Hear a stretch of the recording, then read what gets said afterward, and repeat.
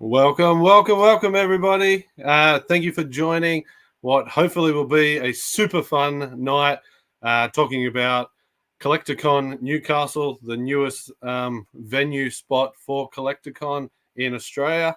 So we're going to be joined by a bunch of the Aussie YouTube social media collectors of Australia. So I'll bring those guys in and we'll all say hi. But I just want to say Michael Scree Collects, he was meant to join us tonight. He's just got some things going on, so he's just had to drop out. But let's just bring everyone in and have a chat. No particular order. So we'll bring in Dan from InsaneintheToyBrain. Howdy. How you going, guys? And we've got Matt from Keep On Collecting. Hey, welcome. And the other half of Keep On Collecting, Andrew's here. Hey, how you going, everyone? Nate from the Retro Tinker. G'day. And Scotty from Scott Crusher. Hello, everyone. Hello. How are you going? Love it. Having us. You're on mute, Scott. Just there we go. Absolutely over here. This is my first time. Welcome, guys. How are we? Good, mate. There we go. Thanks for having us. Thank you for joining us. Man, the chat is just filling up. Thank you to everyone that's popping in early. I think Azazel was there 15 minutes early. So cheers, mate. We will go through the chat, but yeah, how you boys going? CollectorCon's just in the back window.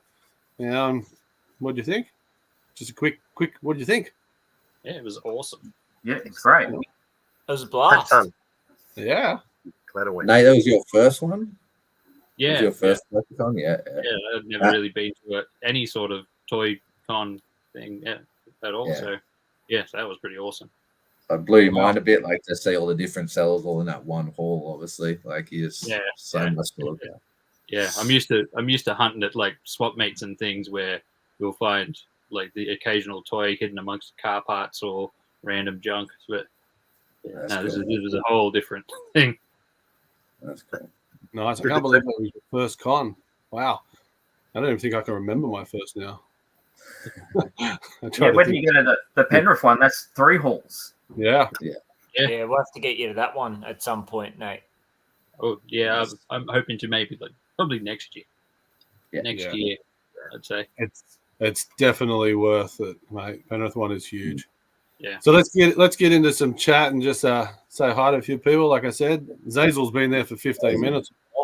Hi, Zazel. Aussie. And the other half of Insane in the Toy Brain, Monique. Hello. Monique. Yeah. Monique. Jewel, how we going? Hey, Jewel. And our man Carl. Carl, yep. G'day, Carl. Represent. Bloody hell. Ian's here. How are you, Ian? Hi, Ian. Who else we got? Fast Noodle, sorry. Fast Noodle. Hey, Fast Noodle. Thanks for joining us. Let's go. Yeah. Enzo's here. And Yes. Hey, Enzo. Hey, buddy. Love it. Good to see Enzo here. Adam Collects. How you Hey, going? Adam. These boys. Minigans. They were Hey, They were guys. in Newcastle. They weren't selling. They were definitely enjoying they were it. definitely carrying. It was good to see the other side.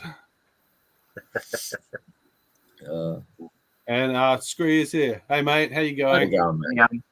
G'day, Scree. Lurk away, my Looking friend. into the background. So, yeah. I know. Right.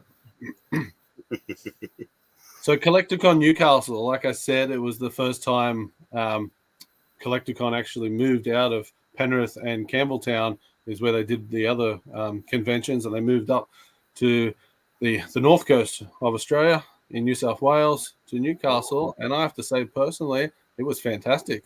It really, really was good. It was one big hall, or was it 180 plus tables? Yep. So half the size of what Penrith has. So Penrith has about 350 plus tables with 3 halls, but it worked.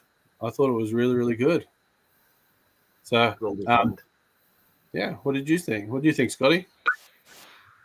It was, mate. It was way busier than I expected. I got to be honest, and I can see CollectorCon is watching, so I'm assuming that's Amy. G'day, Amy.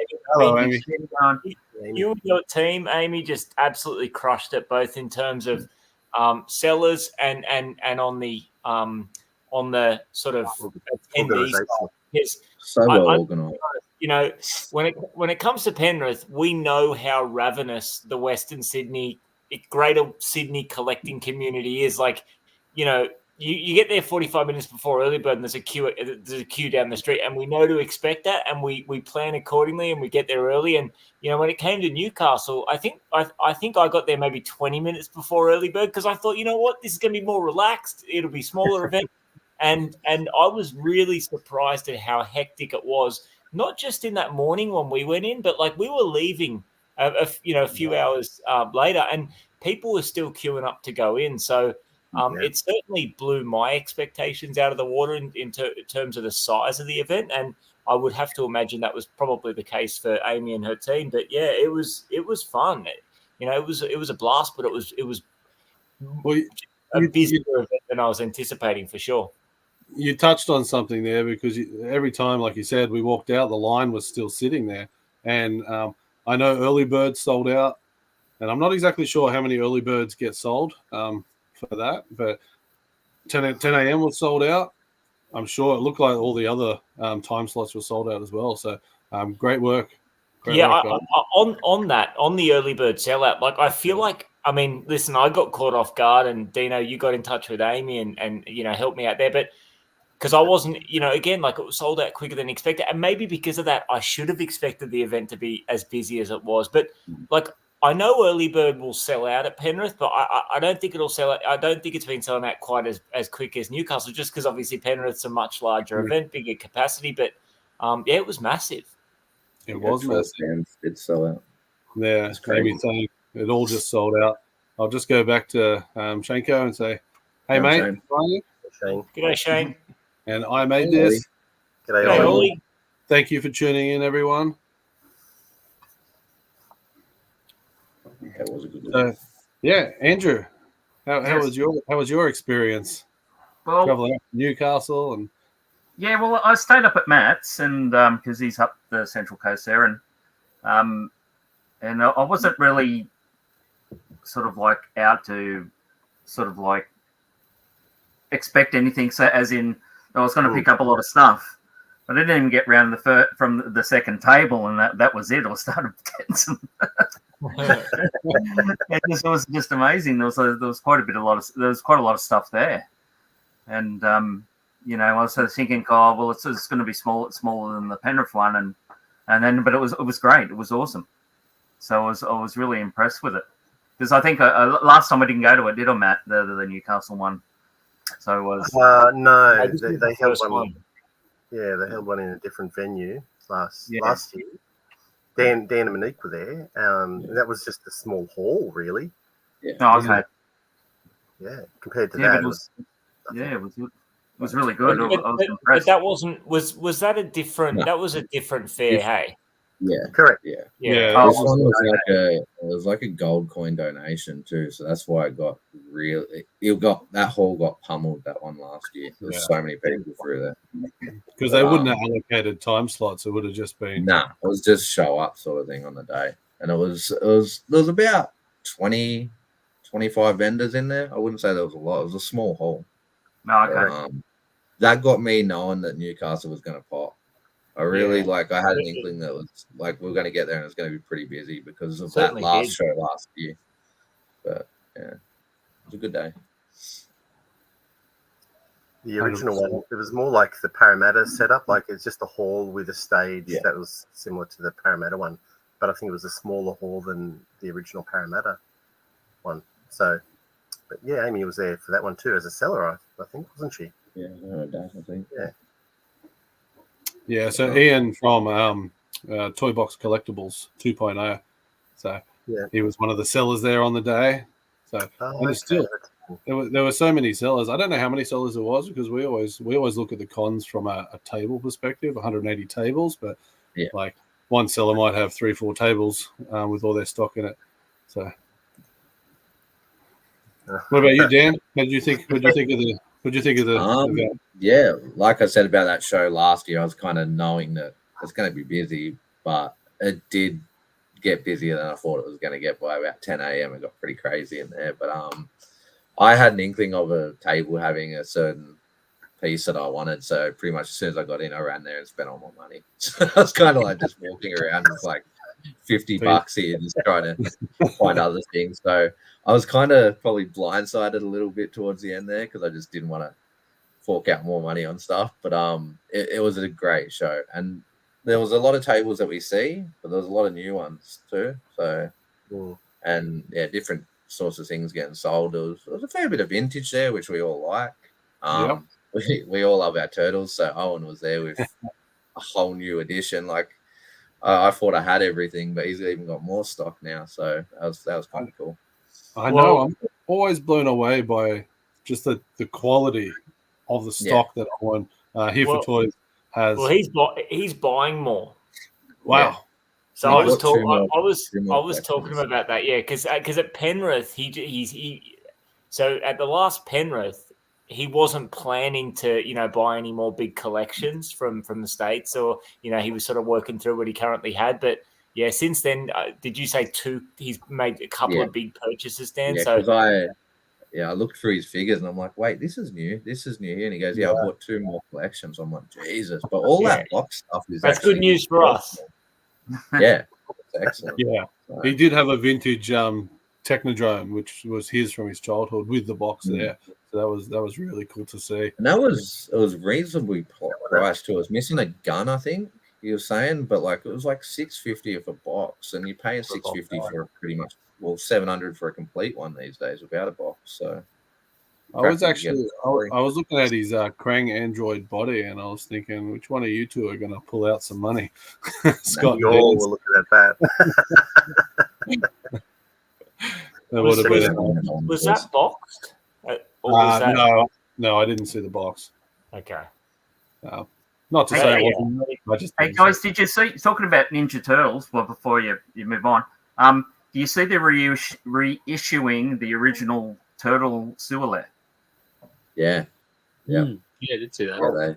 Released some sort of pics for it. Yeah. Do you think it'll knock down the value of the original? Nah. No.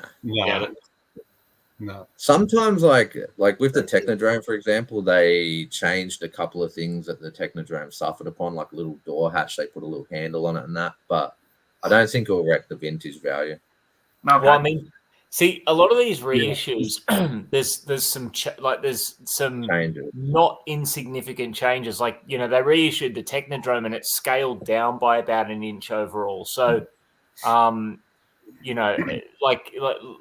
of these reissues of these larger items now, like there are some differences. Sewer Place, I don't know whether it's, reusing the same molds or whether it's going to have some slight differences, but time will tell. I mean, it's hard to say, but I don't know that the reissues have had that much of an effect on, because there's been so much reissued. Do you know what I mean? Yeah. At the end of the day, I think the type of people who are willing to drop big coin on the actual vintage stuff, that's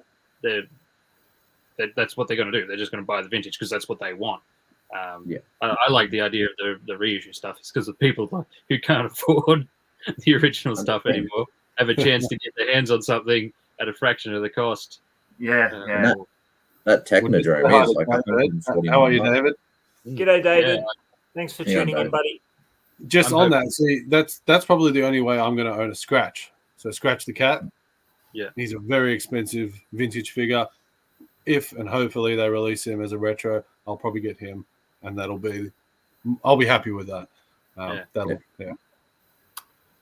Yeah, I mean, look, we're going off topic now, but let's say they did reissue a Scratch. I can't see that impacting the value of the vintage Scratch, because people who are spending $2,000 plus on a vintage figure aren't doing it because they need that figure represented in their collection. They're doing it because of what it is, the rarity of it.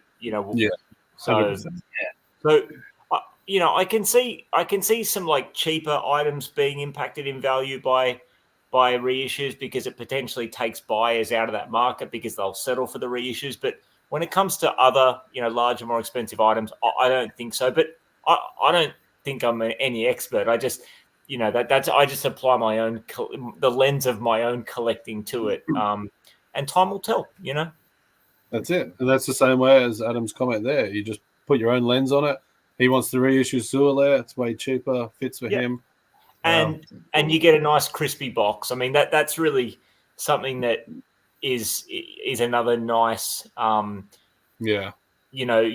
point of these reissues, is like to be able to get figures sealed on card, to be able to get vehicles and play sets in with a nice crisp box, vibrant colors. Like, even if you did pay up a super crisp, factory fresh sealed box, that's something that's very, very difficult to come by in vintage. Yeah, 100%. But I'd say the only downside of the Newcastle Con was that bloody wind outside that was freezing cold. It was so gusty and so windy. It was quickly get out, get to the car, and off we went. But we were about 2 hours away from Newcastle, so we drove up on the day in the morning. Spent, I think, about 3-4 hours nearly there, and then headed home. So buggered by the end of the day, but did come home with a good boot full of fun. So let's look at some of that fun. Does anyone have anything ready that they want to show, or talk about where they got it from or who they got it from? Or do I just go first? Yeah, you go first. I will go first. Take it away, Dana. Now, look, I went crazy. That's why I wore my jumper. I walked around for a while. I did turtles. I didn't buy one turtle. I didn't buy anything to do with turtles. So it's probably the first con I've never bought something on turtles. But Star Wars just hit hard that day. I started finding Star Wars bargains all over the joint. So Phil Taylor from Taylor's Toys and Treasures, he had a fish. And I'll make myself big. Was he there? It's a big fish. Yeah. Taylor Toys and Treasures were there. Shit, Space trout. So this is from episode 1, The Phantom Menace. This is a Opie from 19 something. 1990. 98. 98. Yeah. Look at that. Different. So Phil had this on the table. I picked it up, looked at it, and then I was filming for a new video, and then I put him down. I walked around, and then I came back, and he was still there. So I asked Phil for a good deal, and he did. So yeah, Opie is in my collection. I'm so Star Warsy right now. It's going crazy. So I can't help myself. Well, we had a joke with that, didn't we? Because Scott's never seen Star Wars in his life, so we could have told him that belonged to anything. You put me on blast here, Matt. I'm trying to have a little bit of discretion about my, about my lack of familiarity with Star Wars, and Matt's just putting it out there for all to know. I admit it. I've never seen Star Wars. Watch the comments on his channel. Just roast me. Gray, how are you? Get stuck into him, people. Get stuck into him. Nice. Cool. Amy's upset with me. Look at what you've done now, Matt. So I heard, and I haven't read it myself, but Newcastle's moving to 2 cons next year. Is that correct? And if Amy's still watching, is that correct? Okay. I don't know. Two dates next year, you mean? Yeah. Wow. Not 2 days, two different dates. But all right. Can I just explain myself here? So here, I'll make you buy yourself big. So no, don't make me buy myself. I won't. You can look. Spotlight view's okay, but solo view, I just find it weird. But so I was born in '84, and I'm the oldest sibling. So, I missed the original trilogy. I didn't have an older sibling to really introduce me to those films. And by the time the prequel trilogy came out in the late 90s, and I'm like 16, and I've not seen it to that point, you know what I'm saying? I was in the middle there, so it just didn't happen for me. I have flirted with the idea of maybe sitting down, watching the original trilogy in one hit, and maybe putting together a 40-year-old Star Wars virgin reaction video or something like that. But Matt and Andy have threatened to tie me down and we watch it together. But I don't know. We'll get there. With that said, I'm not the kind of person like I get on. I make videos and talk about the toys that I love and the films that I love. I'm not the kind of person that's like never tried something before and thinks I don't like it. Like you're not going to catch me shitting on it on Star Wars or anything like that. I enjoy the passion that these boys have for it, but I've never seen it. So and that's it.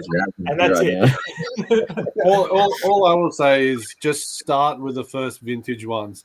Don't worry about anything else. Just watch those three. And just to watch it with like someone who has no idea, like I know you know the sort of people here and there, but just to watch it with those fresh eyes, it'd be amazing to go back. I got no doubt that it will be. I got no doubt that it will be.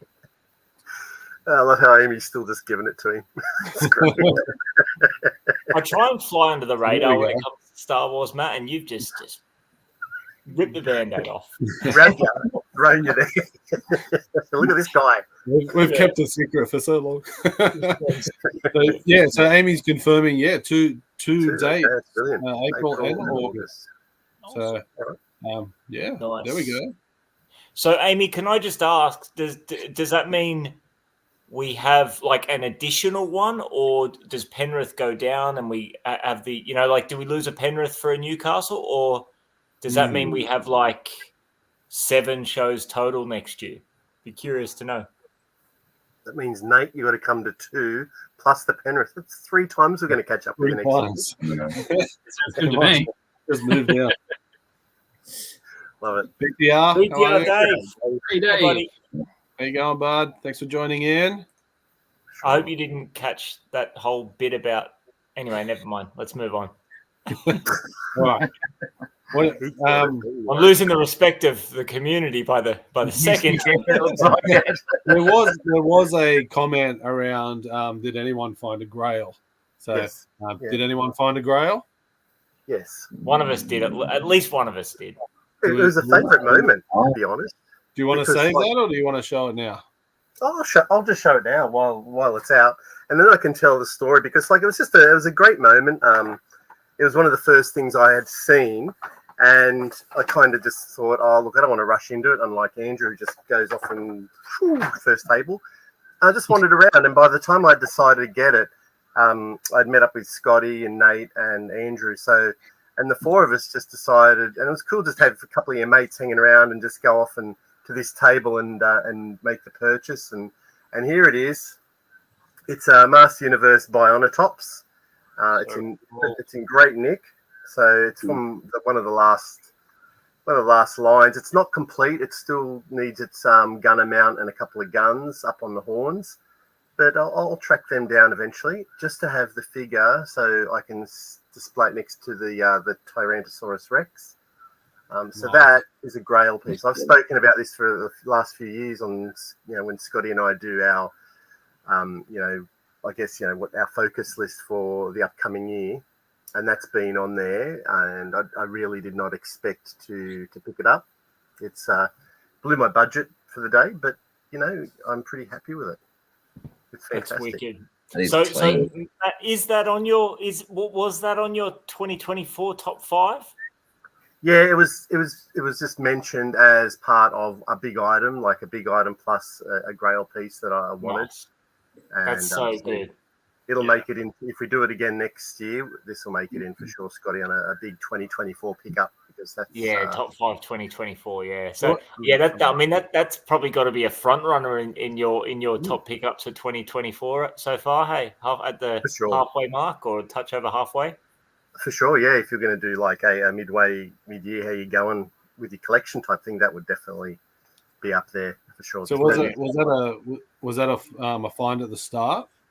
Or it was actually, yeah, right at the beginning, like one of the first tables, and I just sort of thought I'll do the rounds. I got him down to a good price, and he just said, I'll hold it here for you, and I thought, well, if it's there when I come back around, then I think it's meant to be. And then all day I was just going, do I buy this $30 item I've got the buy on the tops over there. Do I buy this $50 item? I've got the buy on the tops over there. So in the end, I think I just decided I had to get the buy on the tops. So I was stoked when I saw it, Matt, because so I kind of did my first lap of the show really by myself. I don't sort of know what happened, but so I did my first little wander through by my first lap by myself, and I spotted the two, the Bionatops and the Tyrannosaurus, and I was quite relieved to see them because I did a video from the last Penrith Con, and Matt was like, and which Matt didn't attend, and Matt was like, "Oh my god, one of the sellers had the two MOTU or two of the three MOTU dinos. What was the seller's name?" And I'm like, "Oh mate, I really don't know. Like, I wish." Like, Matt, you were going to get in touch with the seller and try and get it. So, and I was like, "Matt, I can't help you. I don't know that seller's name." And I was super stoked when I saw them there at Newcastle because I thought, if Matt's not already seen it, I can be the bearer of good news. That's right. So save the day. No, I think that was an 80s kid to the max, and what a great idea. I don't know I don't know what rights you need to do that, Amy, but yeah, big screen movies, classic movies on the wall or something. That would be pretty cool. Wow. Yeah. That would be sick. So, just back to someone asked before, do we lose Penrith? So it sounds like we don't lose Penrith. We're actually gaining more and more. Yeah, so we got 7 total to look forward to next year. So the usual 4 in Penrith, 1 in Campbelltown, 2 in Newey, which is awesome. And I mean, look, the Newcastle event was so great, and it's so good after like what has it been 3 years of CollectorCons, whatever it is, like to sort of see the show like spread its wings beyond Sydney. But it also makes it also makes me excited at the potential of where CollectorCon could find itself in the future. No, Canberra. Canberra would be awesome because Canberra doesn't have a toy fair running at the moment, and I feel like Canberra is like a really good market for just one annual show is to road trip it down to Canberra for a weekend, hit up some stores while we're down there. That'd be sick. That would be sick. I think that would be 2019. So we're in the 5th year now. Wow, really? Wow. That's awesome. I was going to say, I thought it might have been running before COVID. So yeah, it was. Yeah. There you go. That's excellent. I don't want to add up what I've spent in 5 years, but let's just say I could have bought a Mercedes. That's only one toy. You bought hundreds of vehicles. Yeah. A dealership. What about you, Dan? I don't know if you're showing what you picked up at the start or saving it, but what did you got? Anything? So, as everyone knows, I'm a massive Star Wars fan, and I've seen all the movies and cartoons and just know every character. So this was one of the things I picked up on one of the tables, and it's done by our mate Ian in chat. The Wookiee monster. It's a very important character, Scott. Yeah. Right. Okay. He hangs out with Han, doesn't he? Is it? Am I correct? No, Ham Solo. Ham Solo. Yeah. So yeah, that was definitely a cool pickup. I loved it. And then I'm copping lots of heat over here, but I'm not the only one. I've seen them all, Scott. So have you? Okay, well, yeah, I haven't seen. I deserve the heat then. I love you, Ian. So anyway, as I was there, like as we all know, Ian's big into doing some card art. Like he does some real wicked card arts of different people around the toy community and that. So he goes, "Oh, check out my new ones." It just puts me to the center of the book. I start looking through. Next page I turn over, and he's done this is really hard to show. A sewer surfing Dan on a card back. So that wasn't a pickup, that was a little gift, and yeah, thank you, Ian. Legend, man. So he was so excited. I have to say that, like, I ran into Ian earlier, and he's like, "Where's Dan? I got something for him." He's like, "Go find him." But Yeah. Love it. And then like I had it home and I was like, I didn't notice this at first, Ian, but I'm cracking my ass off. He's put 30 years and up, ages 30 years and up. little joke on there too, you know. But Oh, yeah, so definitely a cool item. And That's great. yeah, so I haven't got the other things. I've still got to clean some things up that I've picked up. So I did pick up my Rock Lord while I was in Newcastle, so that's probably another little thing I can show. Ooh, Oh, nice. And nugget on card. And I was telling the boys the other night, this has got to be the best price reduction I've ever seen. So when it was originally sold in 85, it was $5.99. Then they reduced the price down to $1.29. Then it sold for 65 cents. oh. 65 cents. I'm not going to tell you what I paid for this thing, but Did it Not have 65 cents. Did it have 69 in it? imagine that then. But you could probably get 2 packs of cigarettes back then, and now you pay 2 packs of cigarettes for the price of what this toy's worth now. So Yeah, wow. the climate's Inflation. changed, you know.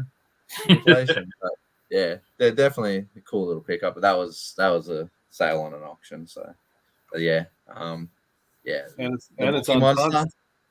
definitely good pickup. the Rock I Lord did was pick from up Ian as some well. other things. I got to clean them up.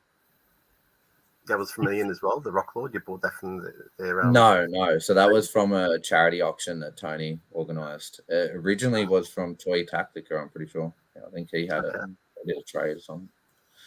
But, yeah. We wanted Nugget for ages, and it's because that the metal, I didn't want to buy one that was loose sort of thing because they're mostly banged up. So You're Yeah, collecting them? You're collecting all the Rock Lords? yeah, I guess so. Done. They're not something we chase, but like if they pop up, we'll pick it, and we haven't got it, we'll pick it up. But Yeah, you know yeah. what it's like, man. You got to try focus on one thing at a time. So Nice. that's a good little pickup. So Andrew, Yes. yeah, you haven't been to a few of the last cons, so you came back to one. How'd you go? How did you fare? Well, I picked up a couple of things. I walked in there and I got to I think the second table like Matt, and anyway, if I can, it's right next to me. I just got to be careful with it. I'd say the first. I think you dragged me back to your first table. Have a look at this. Have a look at this. Have a look at this. He's usually elbowing everyone getting in the door. All right, there was a TV show back in the late '60s. I wasn't born in the '60s, but I have seen it, and so anyway, called Land of the Giants, and the spaceship in it. The only thing you could get even now is a model kit, and I'm not very good at model kits. I could put them together, but painting them is another art form. But look at this. Oh, cool. That's awesome. And the premise was they landed on they were in this ship which was like a future version of an airliner, and they land, but everyone's like a 60-foot giant, and you know they're all tiny. So yeah, and he's done a beautiful job. It's got an interior and everything like that, and he's done this little. I don't want to tip it, but he's done this little base. But he also comes with this little backing card, like there's a cat. That's cool. If you can find this, the problem is you can buy it on DVD, but it's region 2, so you have to have an all region player to play it. For some reason, you can't get a region 4 version of the series. But they did two series of it, and this was in like I think about '68. I think it is, Matt, wasn't it? Around there, yeah. Yeah, around that. At a cost of about $230,000 an episode back then. Wow. Yeah, it was the dearest show ever made, apparently, in the day. But when I saw that, I said, "Yeah, I got to grab that." I just love when you put that backing up and the cat's there. It really shows how small. Yeah, it's sort of like coming out of the grass. It's got a back. If it's got a stand, you can take the ship off, and then have like, if I can put it down, I'll just put the base down, and You can sorry, Oh. and you can do another scene like it's traveling in space. Wow. See? Oh That's yeah, smart. nice. Yeah, so it's got a stand. So yeah, but it was really. I've always, I mean, I've had the model kit, but I've never put it together. You know, I just not talented enough to do it. But That's a sweet pickup. yeah, it was good, and he only sold it for virtually the cost of the model kit. Wow. You know, and it's just really well done in the model.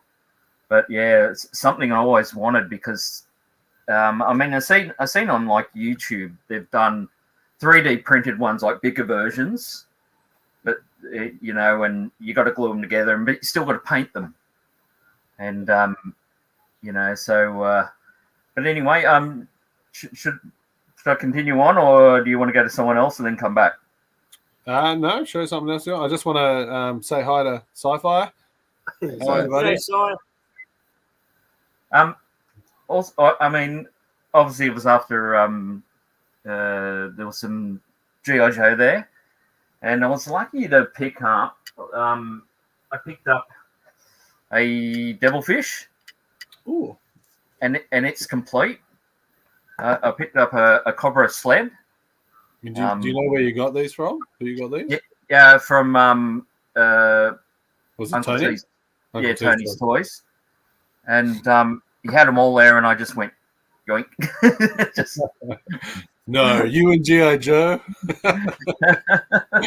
Also, I mean, like this one. It's like a double. It's a double. It's got the drive. It's complete. This one.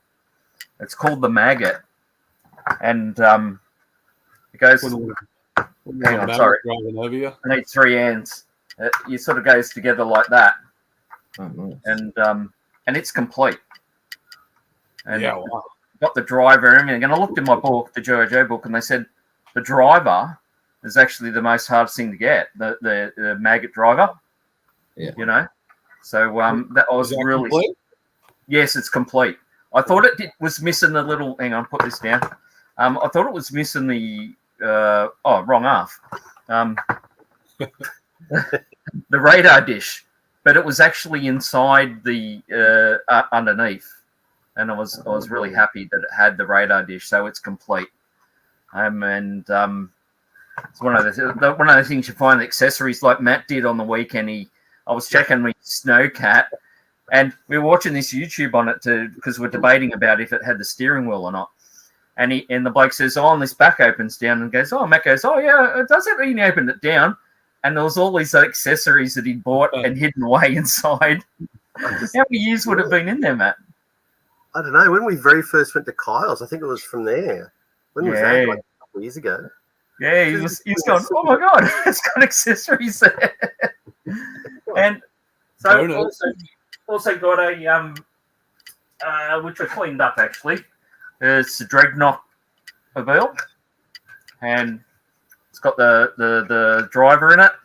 Oh yeah. So it's just missing. There's a piece that goes on there and an external sort of like wire mesh bumper bar thing. But I can pick them up quite easily. But I gave it a scrub up with some sugar soap, and it came out. They come out really nice when you clean them up like that. It's very Mad Maxy, isn't it? Yeah. And also I got this big bar. Yeah. We just have to remember Andrew's only been there for 5 minutes. The first 5 minutes. I got this big bugger.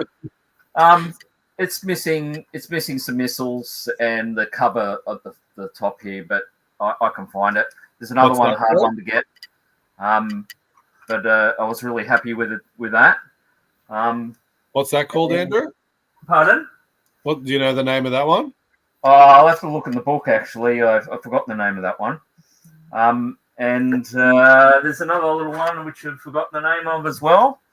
But that goes into a set of another one I've got actually. That sort of later on you get your sort of older vehicle and it breaks up into 3, and you get they sold these little separate ones that fit into them later on. It was a bit weird, but yeah. So that's pretty good. And I just got some what was it? Some just random Joes, missing some. I think we've got a couple of major bloods. Matt wanted one, so we got one for him, which I forgot to give it to him on the weekend. So and a couple of other Joes there. How'd the conversation go? I think he just walked up to Tony and he went, "Do you have any GI Joes?" And he went, "Yep, right there." And Andrew just looked at it and went, "Yeah, I'll buy the whole box, thanks."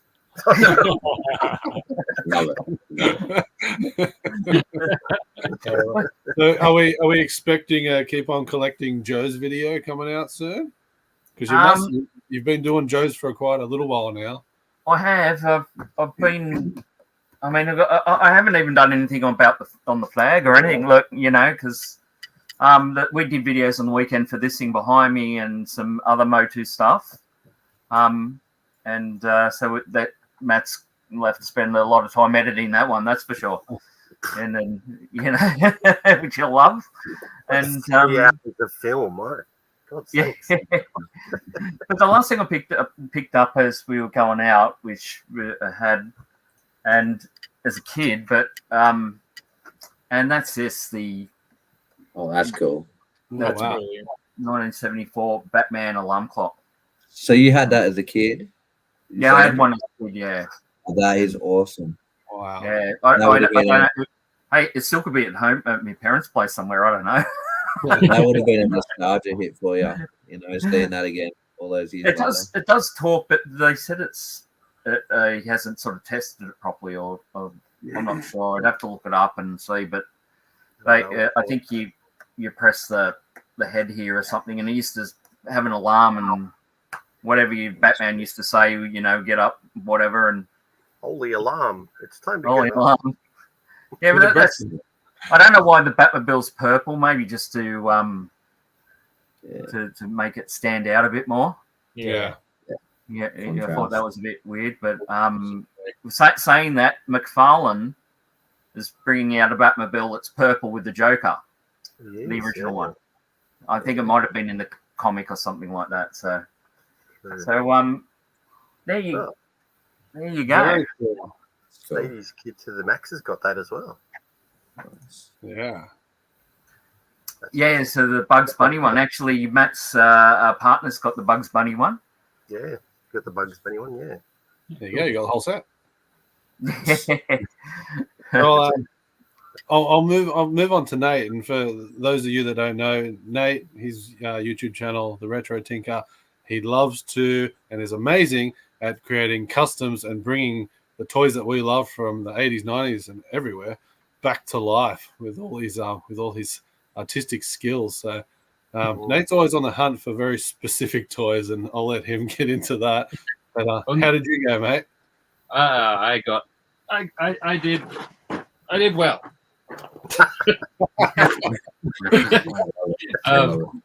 I got home and I was showing my wife all the stuff I had because I had a full backpack basically by the end of it. I was putting it, putting it in a bucket, and by the end of it, the bucket was full, and she's like, "You've just bought 10 liters of toys." 10 liters. Yeah. Now I only measure toys in liters. So yeah, I was pretty happy. I was really looking for stuff to fix, and at first I didn't find much, but I did find this Voltron here with very chewed up hand and a chewed up foot. So that's going to be interesting to fix up. We'll probably have to rebuild it with some Milliput or something and repaint and things. So that's going to be fun. Just do a scene with a lion chewing on it. That's all. Yeah. I did picked up from Tony actually. I got the last Bucky O'Hare figure that I needed for my Bucky O'Hare collection. Nice. Nice.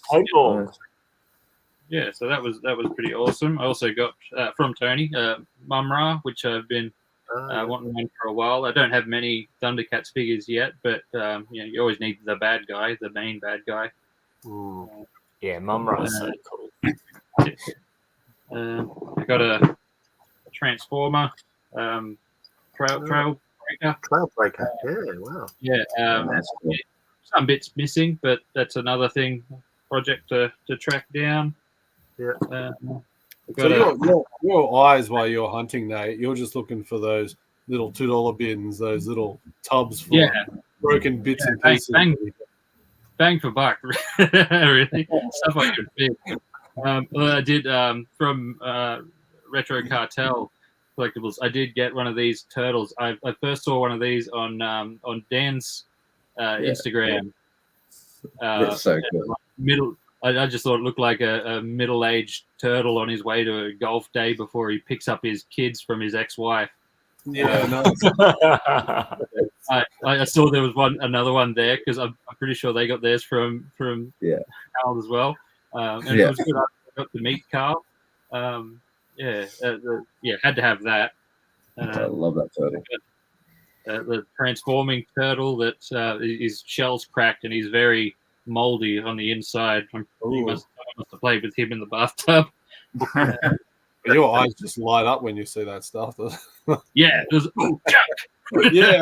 This is like one of the last things I bought of the day. I went back to Tony's and picked up this broken street shark. His roller blades are broken off and his teeth are just on the verge of falling out. So that's going to be awesome fun. So he came on a rock. And the rock had wheels. Yeah. Okay. Well, there you go. You can still tinker it. Haven't done it yet. Give him a skateboard, so he's a little bit more custom. Yeah. Real Ghostbusters figure. She's nice. Kind of half works. So I'm not sure whether I'll be able to do too much with that one, but yeah, I find her fright features often broken when you see her. Like it must have just been a real sort of iffy one. Yeah, well, I got it when I got it out at home. Like the arm literally fell out of the socket, and I put it back in there, and it still kind of half works. So I'm just like, oh, I don't know what to do about that. I picked up this Toy Story figure. That's a cool one.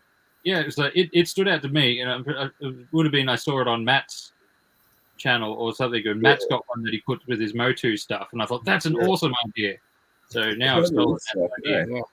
It's Toy Story 3, isn't it? Yeah, I think so. Toy Story 3, yeah. I can't remember his name though, Nate. Can you? Nah, I haven't seen that. I haven't seen that since it was probably first came out on DVD. He doesn't look like he needs tinkering, but he just looks great. No, he's just a good. He was only like I think I paid $10 for it. That's an excellent price. Yeah. It was from Amy's dad's table. There you go. Oh, cool. I got a ground chuck. Nice. I've wanted for my turtle collection for ages. Silverhead, green head. Silverhead. So there's a variant there. Mohawk. Is the little green head. Green. Oh, he's got the green. Mohawk. Yeah. Green Mohawk. Okay. Yeah, I don't really know much about him. I just know I like the look of him. It's cool. He's a good figure. He pops. Yeah, the color pops in the turtles. I picked up a Casey Jones, so I've got one that I haven't bodged up. I love it. They just live in the collection. This was actually probably the thing I shelled out the most on is like a Galaxy Fighter or something. I just thought like he's got the most interesting to go with my MOTU. Yeah. I think I had that. I had it in hand, I remember seeing that. Yeah, maybe that looks pretty cool because I think a lot of MOTU collectors, you get to a certain point where you start looking at the bootlegs because they're interesting. Sure. I picked up three Predators. Oh yeah. Two of them from Tony. One of them was like the first stall I went to on the way in. Are they the vintage line? Yeah, 90s. Yeah, the Kenner line. So like, my brother had Predator when I was young, and I'm pretty sure it was might have been a different manufacturer or something, because I don't recall them looking like this. They were sort of a better quality, more articulated figure from memory. I could be wrong. I got a talking turtle thing. I'm interested in pulling that apart and seeing how it works. Got the wacky action shredder. I've actually got all the little, or at least almost all the little blades for him somewhere here. Because they pop in his arms and spin around. Yeah, I've been looking out for one of them for a while. Matt gave me this Chuck Norris. Go with my Karate Commandos. Correct. Matt? Very grateful for. He's awesome. Nice. Everyone needs a bit of Chuck. That's right. And you got the ground Chuck too. Yeah. A couple of vintage Star Wars figures. Nice. Yeah. This is why you had 10 litres of toys, Amy. Yeah. 10 liters of toys. He only spent $50 on all this. Nate had like one of those massive backpacking backpacks. That's like all the way. Thrifty. A couple of Leonard figures. Oh, yeah. Oh, yeah. Cool. So are they for custom, or are you collecting the corp figures? I collect them. I haven't got a big collection, but I just grab them when I see them. They just go on the same shelf with the GI Joes. I got a few GI Joes, and they're all in fairly good nick. There's a couple of broken crotches, but a lot of them have this. They've got green stuff on them that I have to somehow chip off without breaking the toy. So we'll see how that goes. So I got five Joes. It's pretty cool, and I got. So there was a Predator that you could see through the eye.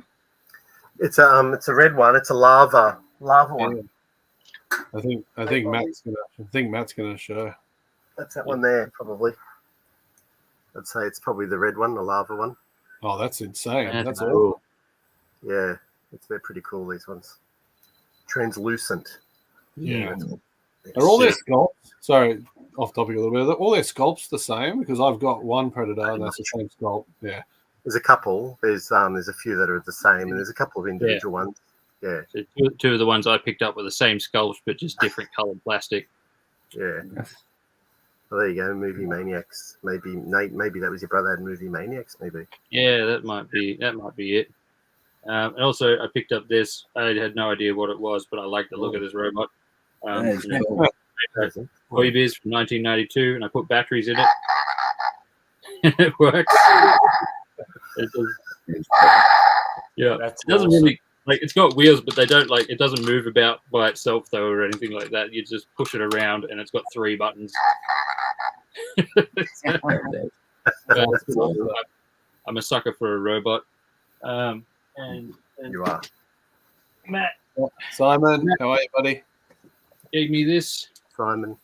giant. Yeah, Simon. Damn. Robo Sapien. Sapien, that's the word I was looking for, which I'm really excited about getting going.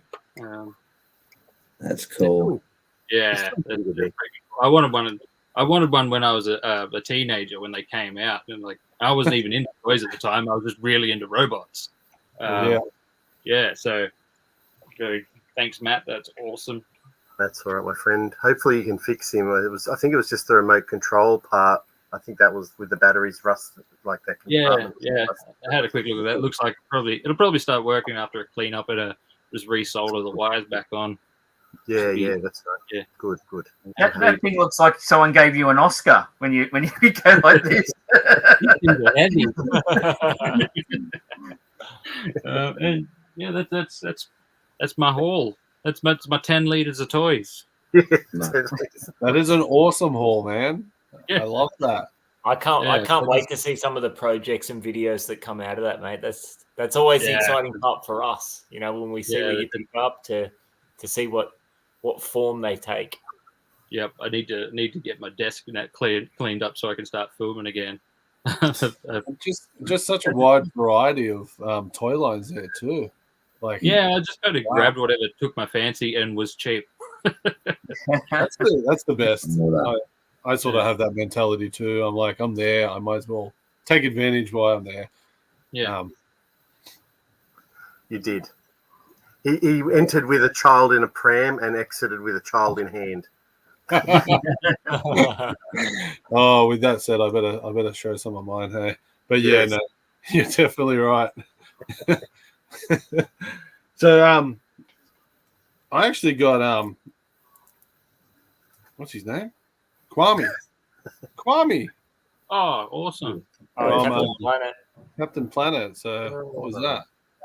90s? 1991. Captain Planet. So nice. Kwame, who does anyone know who is voiced by? If you're a Star Trek fan, not John Wayne. LeVar Burton. You're right. Oh, really? LeVar Burton. Okay. Yeah. But yeah, collecting the Captain Planet line, just the 5 of the main guys and and the villains. Not going into all the different sort of variants and that. So that leaves me with Lika. I think she's the European Wind. She Wind? Yeah, she's Wind. Yeah. Was happy to find him. And then along with you, Nate, I got vintage Star Wars as well. Oh, nice.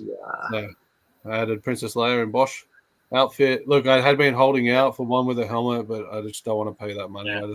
I want one to add to I ended up buying a collection. I ended up buying one of the re-release ones just so I could pinch the helmet off it. I'm going to make a mold, and then just so I'll have a helmet for my vintage one because, like, you know, the figures you pick them up cheap as, but the accessories are just donk. They are, man. They are. Unless you got a 3D printer, Yeah, print them all out. But all my vintage collection are the ones that I played with, and they were the ones that I got from op shops back in the 80s and 90s, or just like hand-me-down figures. So I'm trying to fill those little gaps. So the last 17 is the only one that I'm not focusing on. I've got 4 of them, but I've got 3 now to go to finish the basic wave, I guess you could call it. Yeah. Before the last 17. Yeah. So Luke, Leia, and R2 with his sensor scope. Okay. Sorry, I'm talking and not doing comments. Yeehaw. Hello, Yeehaw. Yeehaw. Yeah. How you going? Hey, buddy. There's a short there, I feel, Nate. 10 liters of toys. Hell yeah. Was that right, Nate? Enzo's probably had a few tonight asking for a friend.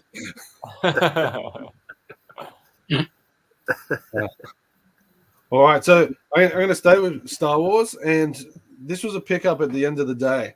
So I noticed this guy had a whole bunch of carded 90s Star Wars figures there, and I went over and I asked him how much, and he said, "Well, if you do cash, I'll do them for this much." And I was blown away, so I just picked up a whole bunch, and then I walked away. Came back in 5 minutes. He had started restacking the shelves with a whole bunch of. If you know, you know.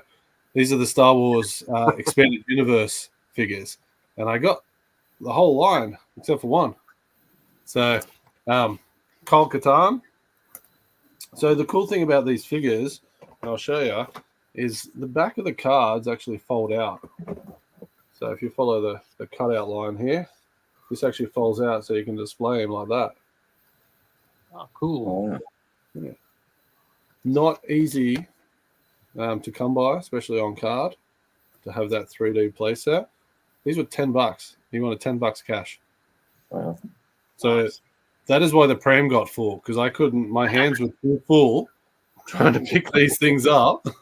Pick them up fast enough, I bet. Well, yeah, like there's Thrawn. So There's Thrawn. Yeah.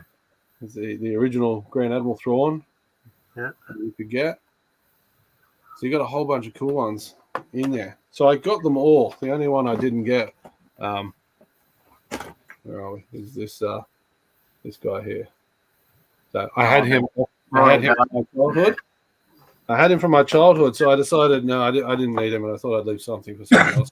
Seriously, I was like, I just couldn't stop. And he's like, "There's more on the other side," so I'm going to save them for a video. But yeah, at $10 each, and I know Carl from Retro Cartel Collectible, he had a good fun dig. Oh, he's probably got the one I need. Who is it? Prince Sizor?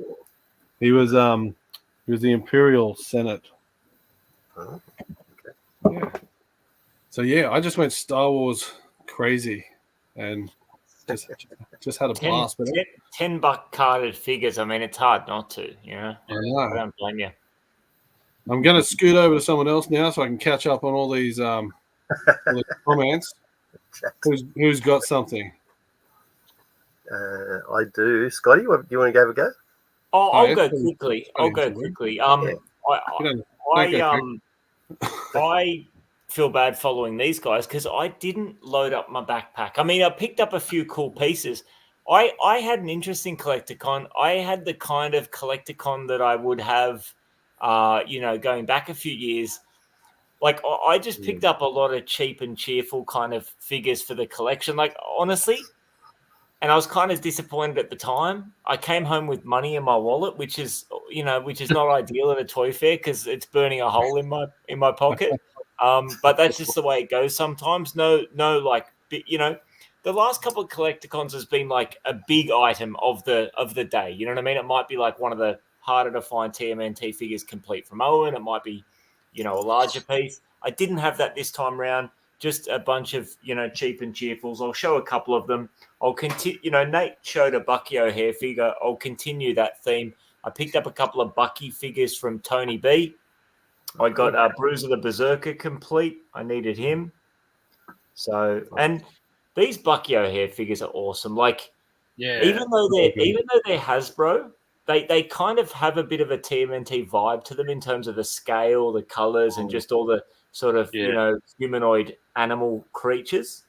Yeah, they're very similar aesthetic. Definitely.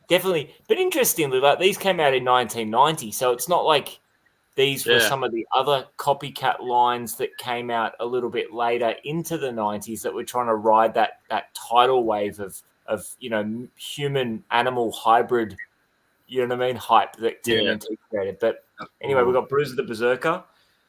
And then I also got Deadeye Duck, which was another figure that I needed. I love this figure. I've been on the lookout for this guy for ages. Unfortunately, he's got 2 of his 4 pistols. Annoyingly, and Dean drew my attention to this, I knew this guy came with 4 pistols. Hi, Monique. Yeah. I was going to cut you off then. And what? We've had a swap. Dan's transformed. Yeah. So, welcome everyone, and welcome Monique. Welcome Monique. Hi. All looking at toys and didn't even see you come in. No. Once I start talking toys, I just go on a roll. You got to have your toys ready, Monique. You got your toys ready? Yeah. We'll come back to you. Yeah, look, I'll just give me 90 seconds because I don't want to shout so much as shout people out. But yeah, Deadeye Duck. Dean alerted me to the fact that I knew this guy came with 4 little blasters. Often you see them in silver. Sometimes you do see them in purple. But Dean alerted me to the fact that the 4 pistols are actually annoyingly unique sculpts, which is a little bit of a headache. The two that I have are unique, which is awesome, but I just need 2 more. If I find another Deadeye Duck with two blasters and they're both purple, even if they're the same sculpts, I don't think that's going to bug me too much. Like, it'll look good on display until I can track down the others.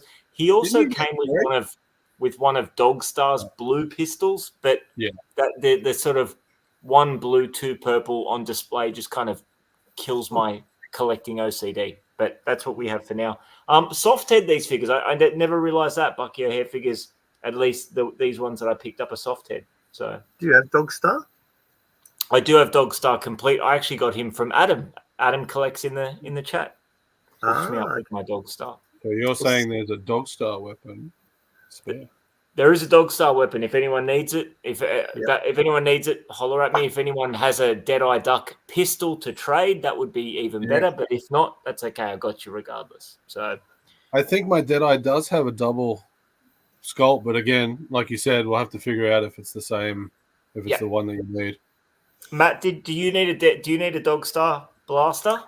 Yeah, I haven't got dog star, so he's one of the last ones I need. So if you have the blaster, I'll find the figure. I'll set that blaster aside for you. I have all of them now except for the eyeball dude. So I got 5 of them complete. So there's 10 figures in the line. I got 5 complete, 4 missing some accessories, and the sort of. I mean, I'm not very good with Bucky O'Hare names, but you know the guy I'm talking about, the sort of the slender robotic creature with the eyeball. Yeah. Yeah. Those are a couple of quick little pickups. Shout out Tony B for those. Those things cost me like about $15 a piece, which is happy days. Tony also hooked us up with the hat, which is mad. And just a couple of other shout outs. I got to give a massive shout out to Ian in the chat for hooking it up, for gifting me this awesome little golden lookbook. That's so cool. Ring Raiders Doom on Ice. I love this. You know, I collect Ring Raiders toys. I feel like I'm the only person that you know, there's other people that collect it. I know, Dino, you had some as a kid. You probably got some childhood ones kicking around, but I don't know really anyone else in our sort of local community, in our extended network, that actually has that like love for Ring Raiders that I do, like where they were like an actual special part of my childhood. So, and the thing with Ring Raiders, you know, you find the loose figures, you find the little loose planes, you know, the larger play sets, but you don't often find this sort of stuff for Ring Raiders that sort of help tell the story of the character, you know, the pilots and whatnot. So anyway, big shout out, Ian. Thank you very much, mate. Are you sure you want to shout him out if you read the comment? Yeah, he wants that back now, though, Scotty. So. You can't have it back. And Amy wants to know if you've got any to show. I want to give Matt, thank you once again for that. You're welcome.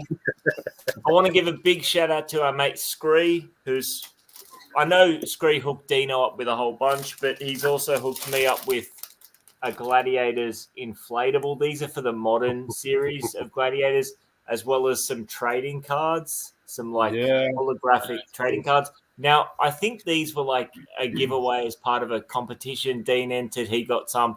I snoozed and didn't, but Scree's come to the rescue there. So I've got to give a massive shout out to Scree for that, man. He's looking after everybody, and he's just an absolute gentleman. And of course, our man Deke from Freaky Deaky Toys, he's looked after us with a tote bag. So that's, I mean, more important than my little Bucky figures. I just want to give a shout out to those guys. There you go, Scott. You wanted a Boglin, you got a Boglin on a bag. I do. Yeah. There we go. Some nice pickups. Yep. So does that mean in the future we're going to get a video where you two, Dino and Scott, are going to get dressed up as gladiators, and they're going to have like a battle with their inflatable? Oh, yeah. Shirts off. And Shirts just, off. Yeah. So when we did that video together with the gladiator figures, there was a few comments where people said just from the thumbnail they thought they were going to watch two grown men battle it out in the backyard. You should have hammed it up. I reckon you guys should have hammed it up and just not had a real battle, but just like a fun muck around and someone. I'm down to battle. Yeah, I'm down to battle too. We'll just do it. We'll do it on the edge or something, and then next CollectorCon. At CollectorCon. Oh, at CollectorCon. You got the ring there. Look, Amy, can we borrow the wrestling ring? No, we don't need the wrestling ring. There's 350 plus tables. Let's clear one of them. As long as it's got a load rating to cope with Dino and I, we'll just use a table as the as the suspension bridge or whatever, or whatever our choice of event is. Hello, Kimberly. That's right. That's it, Kimberly. G'day, Kim. I feel like there's always a gladiator video coming up in my life. People say they'll pay that. People are going to pay us to fight each other with blow up pool toys. I think it's more just pay for the just like a humiliation ritual. Spandex. Well, you got an answer. When Penrith one comes on, they've got the wrestling ring there. You just get up there and go, guys, we're no. That's what Amy's saying. No. Well, I was watching the Toy Box 2.0 boys preview of CollectorCon Newcastle, and they were joking about no wrestling ring, so Ian and Tubbsy can't like battle it out in the ring. And when I was watching the replay of that, Amy was like, "No, there'll be no. We'll be leaving it to the professionals." Fair enough. Ever the responsible event organizer. Let's welcome Monique again. Hello, Monique. Hello, Monique. So how was your CollectorCon Newcastle experience? I come home with money, which is normal. Normal or not normal? Yeah, no, it's normal. Okay. No, I spend, I buy, and come home. Yeah, the car was full because of me. At least he's honest. He's honest. Yeah. The boot was full. Did you want to show a few of the items? Yeah. I'm going to make you big. It's fine. I know how much you love Pops, Dean. I'm all about Pops. That's my thing. It wouldn't be a Totally Taylor Retro Hunters live stream if there weren't some Pops involved. So No, right? Let's go. So I ended up getting 2 Pops. As people who do know me, I love Iron Man, and I've got a crap load of Pops. Bought one that I didn't yet have, so I was excited. Nice. Very So cool. he'll be going. Got to find where he's going to go. And I got a Make-A-Wish Sully. Oh, Yeah, nice. I saw that one today. It's got a nice shine to it. Oh yeah. Monsters Inc. Okay, yep. Still trying to find the Iron Man one. So he's coming eventually when I find one that's a good one. From Toy Box Collectibles 2.0, Iron Man. Because What are they? These are the legends. Yeah, the legends. And Ian and I were supposed to wrestle these for it. I beat him to it. And on the same table, I found these really cool KFC figures. Oh, what are they? No idea. Sanders. But I like weird and wacky things, so Are they 90s? Is that a fridge No. magnet? Or no, they're not fridge magnets. No, they're Are they like KFC toy, like Happy Meal, No. KFC Happy Meal toys? Or no idea. Just Absolutely no idea. But I like weird That's and wacky, awesome. so Have they got a date on them? no. interesting. Yeah, it's cool. So yeah, had to pick them up. yeah. And Ian, thank you again for doing the Dan with the sewer. That was cool. Keeping it a secret. That was fun. Absolutely. So yeah, I got them, and I got an ET which Indy has put somewhere. That was from Carl. It's her little bestie now. So yeah, and then the car full of stuff from auctions. Oh yes, we get our auction boxes. Yeah. That's the dangerous part. That's where everything comes from. Yeah, but that's got to be the fun part. That's got to be an extra fun part because I suppose all the auction stuff's probably paid for. So you know what I mean? It's paid just for, and then you forget what you buy. you forgot what you bought. You forgot what you bought, and you just get to pick up this big box of goodies that you've already paid for. You know. Yeah. So And then that's you awesome. buy things as well that you haven't yet told your husband that you buy. And then it's like,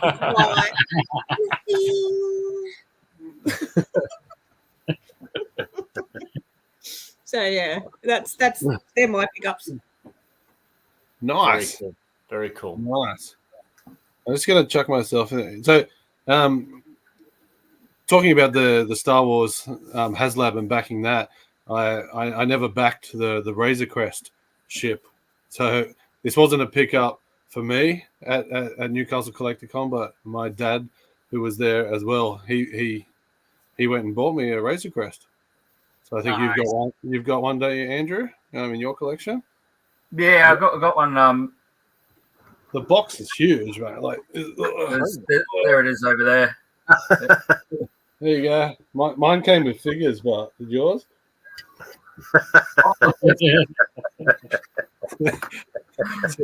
Dad said you're not going to get the other Razor Crest. So I thought you picked up the big one. This thing is detail, man. That's your dad's sense of humor, isn't it? Yeah. So I just have to show that not all items come from me hunting around. So thanks, Dad, for that. That's pretty cool. How did your dad go? Did he have a good day on the hunt? A successful day on the hunt? He did. He started a line that I think you and Matt and probably Andrew collect, the Supernaturals. So nice. He picked one up from Phil Taylor, who had one there. I don't collect them, so I don't know names. But it was like a half one orange cape, and it had like a rabbit. Had like the ghost, rabbit. Yeah. So one of the full hologram with the hoods and one of the ghostlings. Yeah. Did it have a sword? No, it didn't have any weapons. It was just the figure by itself. But it had like a rabbit with like a Mad Hatter sort of. Oh, nice! I love that toy line. I need to, cool. I need to refocus on that because I've not picked up any Supernaturals in ages. But you don't see that many of them. No. That's why he grabbed it. But he sent me a photo that night, which we didn't even know that the hands and that were glow in the dark. So yeah, that was pretty cool. I didn't know that. So obviously, I've got other stuff, but I am going to save a few items for the CollectorCon video that will come out for the channel. But the last item is again Star Wars that I got from Tony B. And this is one of the carbonized vintage collection figures. So see how it's sort of carbonized car, but even the figure itself, it's carbonized. Yeah, it's carbonized, and it's just wicked looking. This was like just the last pickup, just a quick squeeze back at Tony's before we head out. And they spelled Stormtrooper wrong. It's a short trooper. Yeah. I don't watch it. I've never seen it either. Yeah, but different. So massive Star Wars for me. Do you get the retro figures, Dina? The new retros. Yeah. No, I stopped probably 3-4 waves ago. It just. I just didn't. I was buying the vintage collection, and then I'm buying the retro collection. I'm like, I'd rather just focus on the vintage. So when you say the vintage collection, Dino, you were buying the vintage collection as in TVC and vintage figures. Yeah, TVC. So I was buying the TVC. Yeah. And then I only bought 2 waves of what Nate had. The what they call the retro collection. Yeah, because you got the 5 PLA, right? Yeah. But there was no direction in it. Like they seem to just bring out retros per anniversary of whatever movie has an anniversary that year. So yeah, it's I've kind of done the opposite. I've gone from getting vintage collection figures, and now I'm just kind of all in on the retro stuff. But I think that they'll probably pull the pin on them at some point, because even now they've just been doing box sets of 6 figures. Yes. So they're not even going to be like on the pegs where you can pick and choose the ones you want. You got to go and buy the box of all 6 figures. I think that'll be the downfall because you can't cherry pick and you don't see them. Yeah, and like they did a box set for Phantom Menace. But then the next 2 movies are all in the same box collection, so there's only 3 figures from each line, and I've got the pre-orders for the Acolyte ones, and like they're all really good, look like pretty cool figures, except like the main like big bad, the guy like the baddie, he's not one of the figures. Yeah, because I don't think they didn't want to spoil it. So Yeah, true. But like, oh, come on. Hopefully he'll get a release because he was pretty like he'd make a pretty cool toy. Yeah, Like they that know. helmet was pretty cool looking. I think Amy's making an event for us all because we're so Star Warsy. Special guest Scotty, get him up on stage. Get him to I'll be front and center. Count me and Amy for sure. That'd be cool, actually. That'd be. So just one question there. I'm just curious. So with the retro collection, when they release like box sets of 6 figures, inside the box set, are they all on individual retro ballista cards, or are they? Yeah. Or yep. Okay. So you still got them on card. They just bulk lot them so you can't pick and choose. Yeah, basically. And they probably put some generally less popular figures in with the popular ones to help sell the unpopular ones. Well, there's usually only 6 figures a run anyway, so that's they're pretty selective of the figures. So, I think it's just more that they don't end up with as many peg warmers. Fair enough. Yeah. We just lost Monique. Some strangers come back. Bye, Monique. Before we jump over to Matt, Andrew. And before we jump over to Andrew, Nate, what's your favorite toy line? Just for that question. What toy line is my favorite? That's a big question, mate.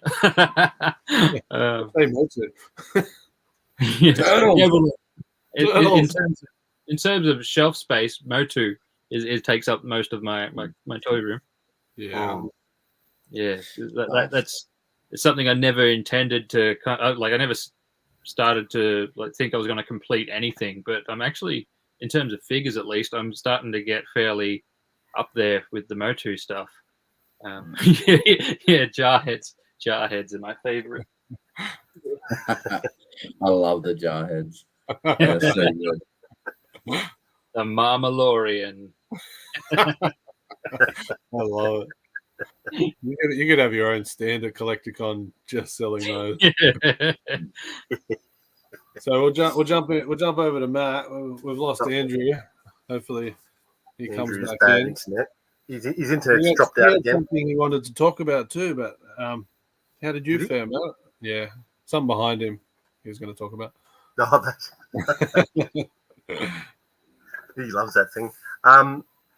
So my second one, I was not expecting to see this. So I wandered over to Tony's and just thought, because I'd browsed, I hadn't had a good look, and I just sort of stopped for a moment. And there, in a tight little corner, underneath a few shelves, was this bloody box, and it was freaking super minty, and it's the Inhumanoids, from '86, I think that line was done, and Terra Scout. This is a line that you just do not see in Australia, and it's complete, and there's some instructions there, original instructions. So Tony just gave, Tony gives you the best price, and you just look it up later and go, holy crap, I feel like I owe the guy dinner now because this is giving me such an amazing price on this. I haven't built, so this is what it looks like. Just what the Earth Core guys drive. So there was 4 Earth Core guys. Don't ask me to name them. One was Herc Armstrong, and one was Alga. I can't remember the other 2. But these are the ones. This is the line that's got those big, massive. Those you've seen Tendril, and they're so big, and there's huge. Yeah, that's in that line. They've got a few medium monsters like Red Lens, and they've got a few tree creatures. So this just, man. So I'm going to build that. Amazing. Was so that, good condition. So that box is amazing. It's like it's straight from 1986. I swear that it's like that's been in like a shipper in storage for years. Because you look at it, there's not even a crease on the edges. Yeah, it looks case fresh. Yeah, barely anything. It's just a vehicle, or does that figure come with it? Vehicle, no figures in that one. So just the vehicle, which I think they did two vehicles that I can remember.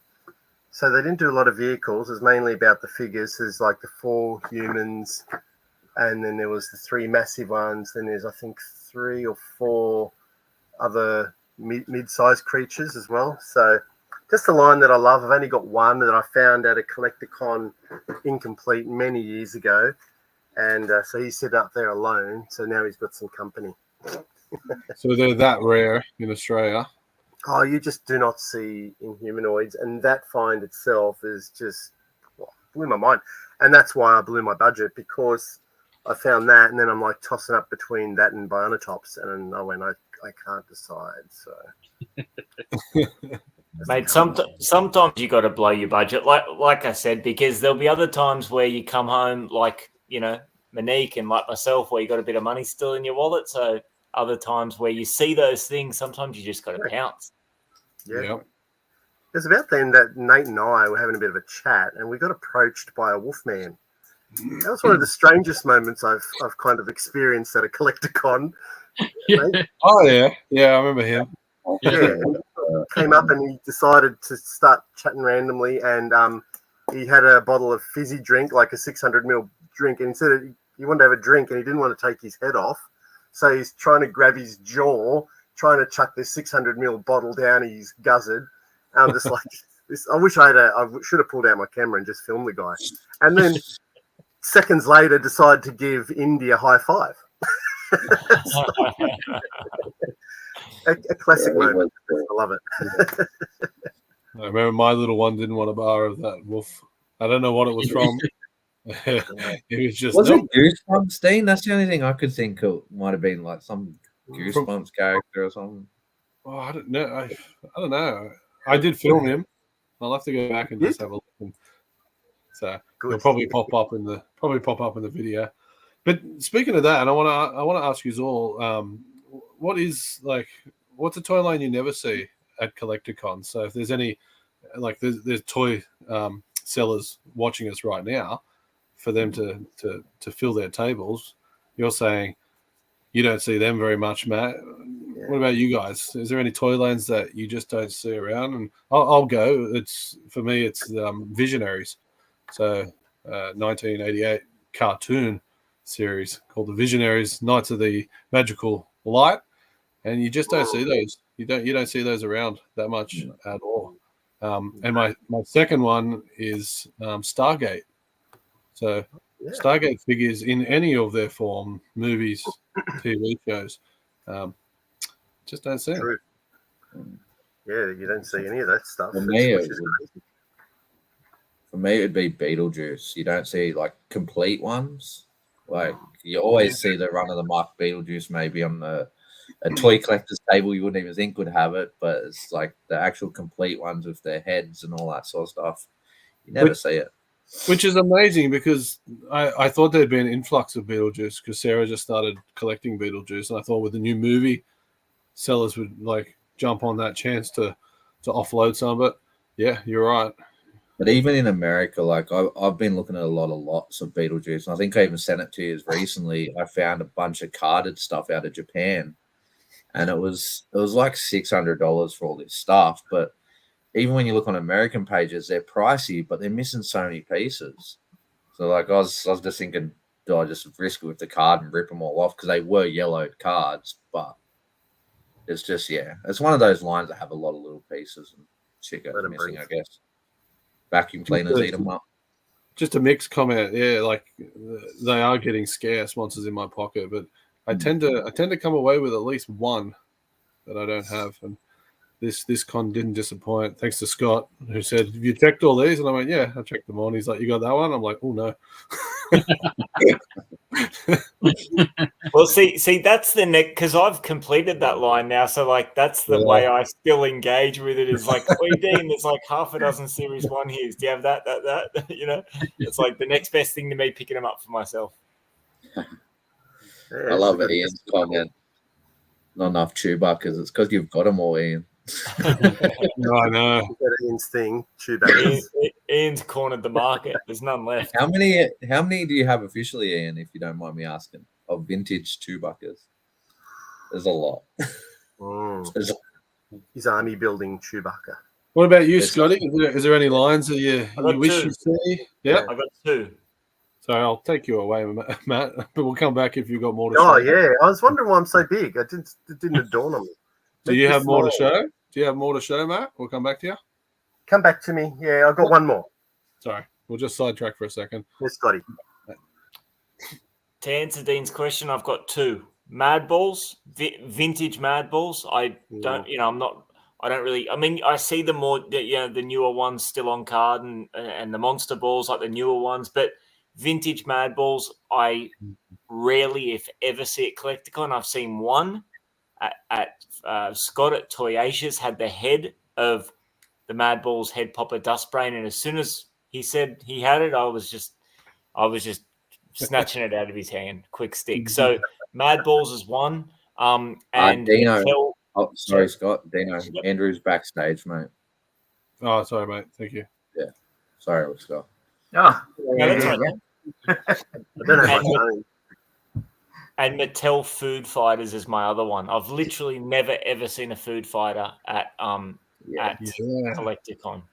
And like if there's any sellers, watching or listening live or after the fact, I'm not trying to find Mad Balls and Food Fighters at a nick. Like I'm more than happy to pay what they're worth. So if anyone, comes across any in bulk lots and thinks, oh, these are probably too obscure to bring to CollectorCon because, not a lot of people are chasing the 80s gross out stuff like, Mad Balls and Weird Balls and Breath Blasters and all that sort of stuff. You are. If I'm coming, like if I'm at CollectorCon, which I've not missed one, since we started going to them, I will happily take them off your hand. So, Andrew, the question, if you didn't hear it, was what are some toy lines that you wish you saw at CollectorCons that you don't see anymore? And you can think about that. I'll just jump onto 360 vintage food buckets. You got to see the shelf, Matt. It's amazing. I love it.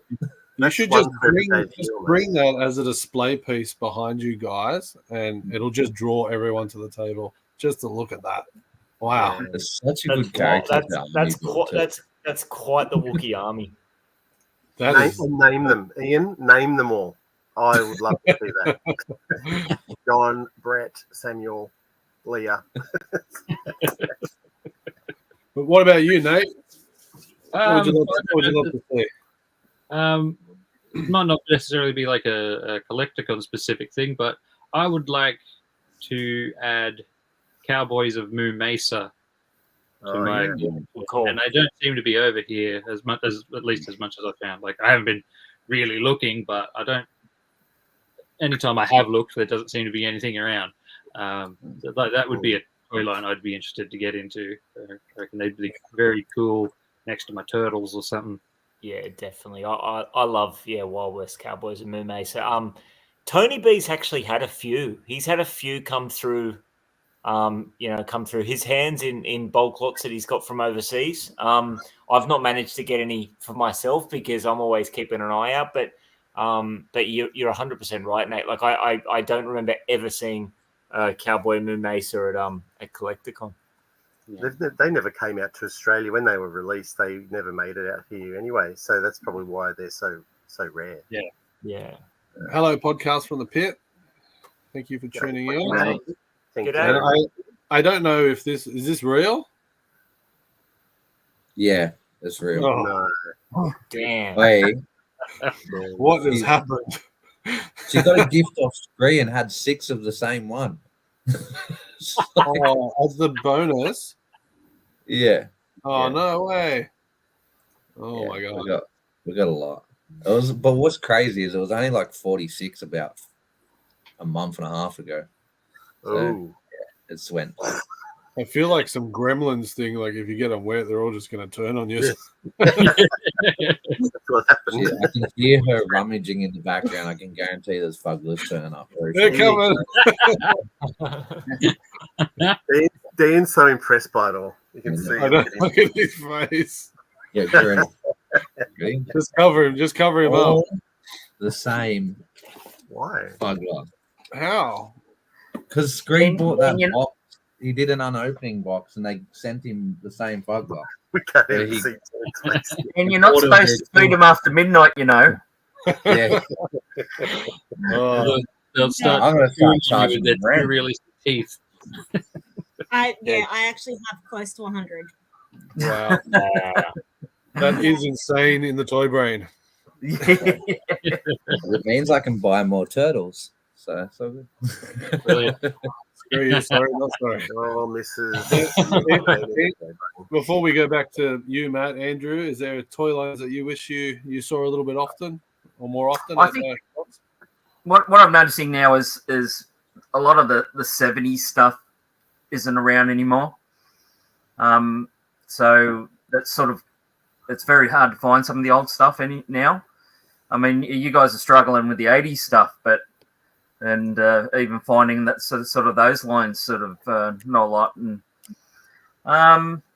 there's a lot of odd lines in the 90s too that you don't see, from films and things like that. Even RoboCop and those sort of, the cartoon lines, and that went into the 90s and things like that. So there's a lot of movie IPs that, like they bring a movie out, like Waterworld.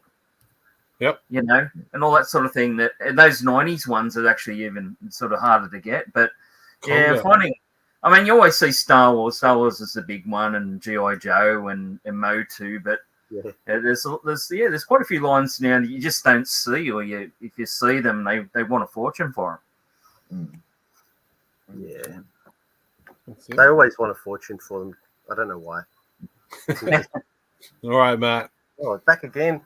All right, so just a quick one, but everyone knows that I love my 70s,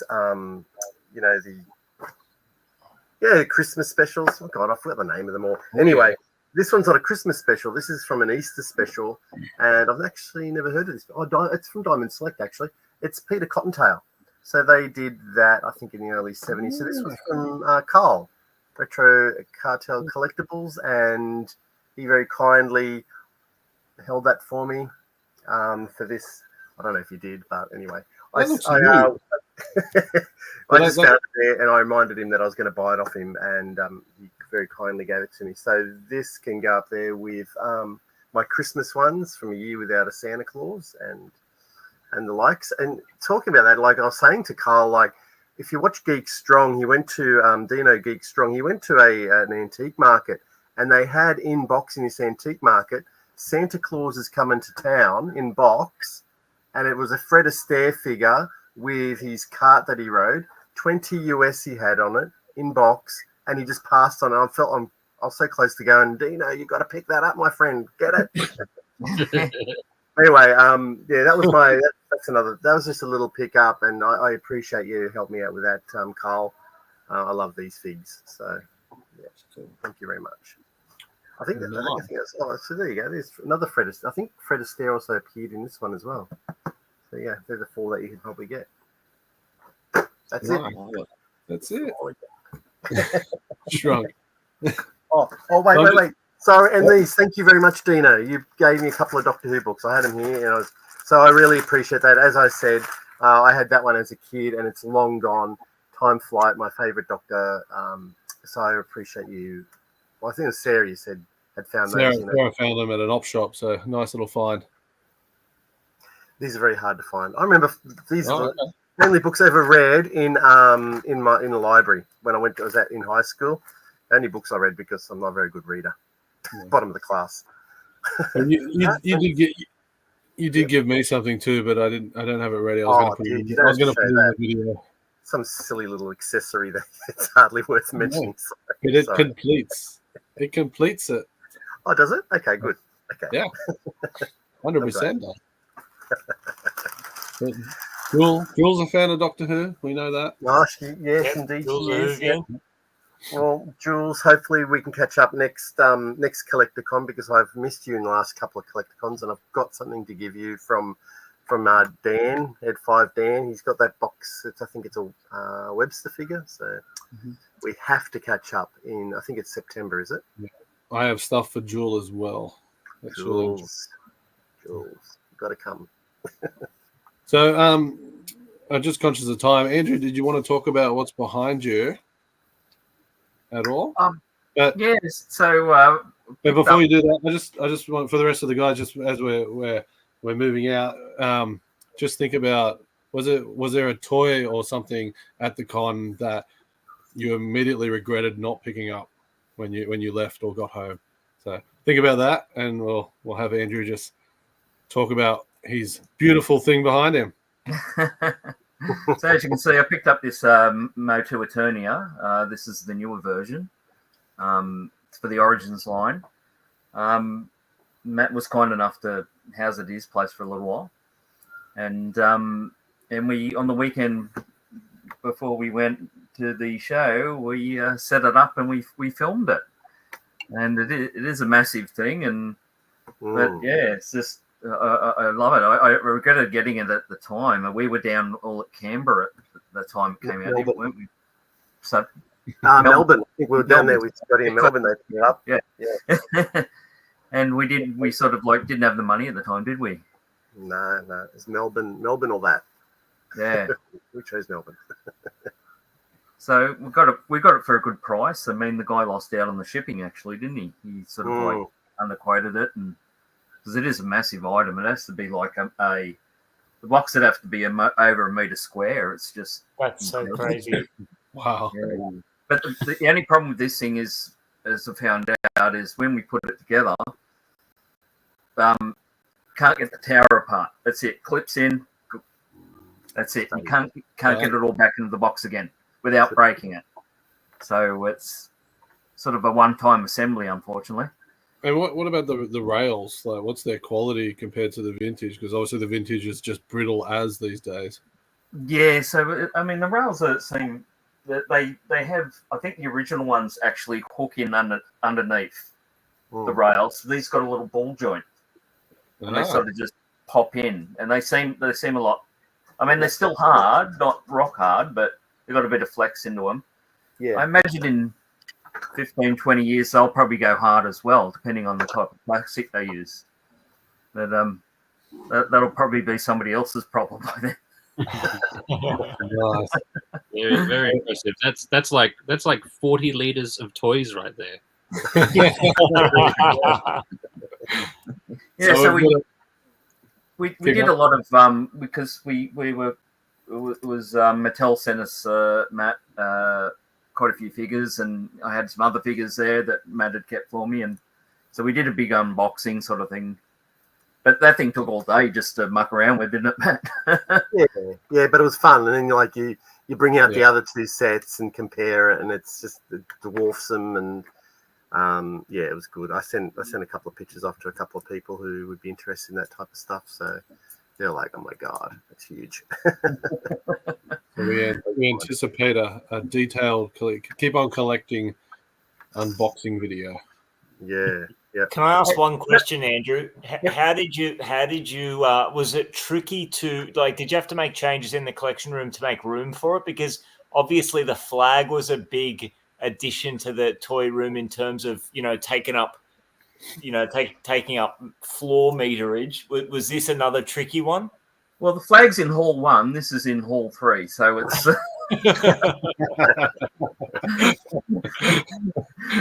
Actually, what I did, and I was saying to Amanda, because I've got a lot of box Star Wars stuff, I've just started virtually like a compactor, just putting all the boxes just on these shelves and sort of pushing it to the side, and for the time being, and this will probably move sort of into Hall 2, I suppose, and because this is in the walkway, not directly in the walkway, but as you walk in, so it's blocking the cabinet there. And I mean, I've got other, MOTU stuffs there, and you've got Snake Mount and all that sort of thing.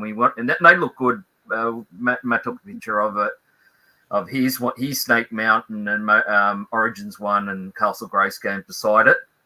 And it makes this sort of big place. It's a shame they don't link up. It would have been good if they linked up, but but that new one, what's the new one called? It's Snake's Lair. Snake Lair or something? Snake's Lair. But do you see the picture? It's just as big as that. Yeah. Crazy. So That's the scale of it. It gets to the point where you either collect one thing or another with these sort of big play sets, and But yeah. So, but it's it's not bad to have. Originally, I was sort of bumming and ahhing about it, and then I went, "Oh no, you sort of need that." And you put especially with the snake men and that. I like the snake men line, and that they look good in that. But just those, just with the Cringer. I mean, look at that, and his jaw closes and opens as well, and and you sort of can put him in the pose like he's frightened to get changed into Battle Cat, but and the Prince Adam, yeah, with his mouth with Cringe's mouth wide open there, it just kind of looks like my cat waiting for its dinner. But that's a cool figure to have, like the Cringer. They haven't done that before. Yeah, they come with a swappable head, swappable heads and things like that. So you can do them in different poses. But even this, came with a little moat monster. Oh, And that came in its own little individual box with the artwork. But without breaking my neck. They came in its own little box. Look. And the artwork on MOTU is just next level. And even different little. The effort they put in for that little accessory figure, that's cool. Just world building, just perfect. Every piece of MOTU artwork would be perfect sprayed on the side of a van. Just Yeah. Yeah, right. Hey, Ryan. How are you, Ryan? Hey, Ryan. Ryan. But before I go, I just wanted to show something else. If we could, and that's these. It's like a G.I. Joe, but it was called World Peacekeepers, and current set. And it's like this little. You get this little helipad. Look. Cool. But look at the helicopter in it, and you can put your G.I. Joes. So they're in the G.I. Joe scale. Nice. And you can put your G.I. Joes in it. What's And I was kind of saying- Blue Thunder scale too? Yeah, it's the right scale, the whole lot. Is that a modern line? Pardon? Is that a modern line? Yeah. I mean, this type of helicopter, the Little Bird, they've used that since the 60s, 70s or something like that. It was an attack killer, one of the fastest. But in fact, I said to Matt, it's a shame they didn't have it's the type they used in Blue Thunder, which they battled. He battled the Blue Thunder helicopter. Yeah. But the only thing in Blue Thunder, when we checked it on the weekend, because they said, that looks exactly you could do the scene. No, the one they used in that was the same model, but it was camouflaged. It had like a cam on it, and I went, and I tried to look up to see if they had other ones with camouflage, but they don't. And I went, but I love that little helipad though. That's really good, and it's sort of, it's awesome. Yeah, That's cool. Nice. Well, we eagerly await the Atonia Keep on Collecting video. It's in early editing stages. Yeah, got to. Put the helipad on top of Eternia there. So you should put the helipad on top of Eternia there. Yeah, that's right. No, he's got his own. He's got this one. He can go out in that one. I like that thing. That's cool. Where was that helicopter from? Well, it's Toy World. We got it from. Well, yeah, World Peacekeepers line. Yeah, World Peacekeepers line. Yeah. So they've done a Black Hawk, and you can get different helicopters. They do, like I've got an F-18 that's G.I. Joe scale, and cool. They're really good. And they've done like a what's the other one, Matt? They've done another plane. Yeah, they're really good, and they all fit into the line really well. Yeah, they do. Yeah. You can buy them all from Toy World, and they're good prices too.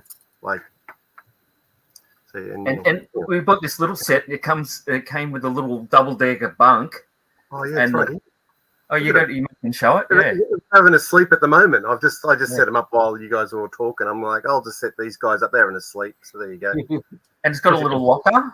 it's got a little locker that goes with it. It opens up in that, and it fits really well into the flag, into the interior of the flag. Oh, nice. Oh wow. Yeah. Very nice. We do. So before we round out, was there anything that at CollectorCon that you by the time you got home you're like, damn, I should have bought that? Anyone? If not, I'll go first. I was very sorely tempted by a Mad Max set or two. Like I've been itching to pull the trigger on Mad Max for a long time, thanks to Scotty's videos. And there was just one there, and I walked past it a dozen times. And I was like, it looks so cool. It would look so good on my shelf. Yeah, but I left it behind in the end. Oh, nice. Yeah, I think those Mighty Max sets you were eyeing off were actually on Amy's table. Yeah, they were. Yep. That first table there. Yeah. By the way, shout out to the T800 and C3PO with their hats on. They looked awesome at the door, their little head busts. Yeah, they were sick. But I stumbled across a table. I've been collecting the Lord of the Rings figures, and I stumbled across these ladies selling Lord of the Rings figures on card, and Treebeard was there. Now, if you collect Lord of the Rings figures, Treebeard is one of the harder ones to get. And this had a price tag of $15, which was just insane. So it wasn't that I regretted picking this up. It's the next time I went back, and half of them were gone, and I regretted, crap, I should have just bought all the others that were sitting there. I didn't buy them because I had those figures loose, but I just thought to myself, I should have got them on card. At least then I would have known they were 100% complete. Could have moved on the loose ones. So there was a bit of regret. Not that I thought about it for the 2-hour car drive home, but it was there. Anyone else have any regrets before we wrap up, guys? Not really a regret, but one awesome piece that I saw that I was eyeing off, and I just want to shout out because Carl's still in the chat. Did you guys see the Rocky Thunderlips doll in box that Carl had on his store? Oh yeah, I did. I think I did, yeah. Because I just thought that'd be the kind of thing that Matt. I thought you would appreciate that as well. But it's just is it the hand puppet and kind of had its hands up and you press it and it goes like that? No, it wasn't. I don't think so. It was more of a doll, like a sort of a large head, smaller body Thunderlips doll in box. With the cellophane, like Hulk Hogan. For those that don't know who played Thunderlips or remember the character, but I thought that was a cool piece to spot. Not like I don't collect Rocky. I love the Rocky franchise. I don't have a Rocky collection. I mean, it's not like we really. I suppose no, we did get Rocky figures back in the day. Did Remco make them? That in that sort of scale, I'd love to get some Rocky representation in the collection. The larger sort of dolls. Not so much, but I still thought it was a sick piece. It was worth shouting out. Yeah. Hey Phil, coming in, mate. Just as we're about to wrap up. G'day, Phil. So, CollectorCon Newcastle for me, massive success. Just a shout out to a couple of the store holders, Ian and Ben Collectibles, Toy Collectibles 2.0, Carl. Retro Cartel Collectibles, Uncle T's Toys, and Phil from Taylor's Toys and Treasures. No relation, but they were my big booths for this one. So I can't wait for the next one. Back in sort of my area of the wood. So hopefully everyone can make it.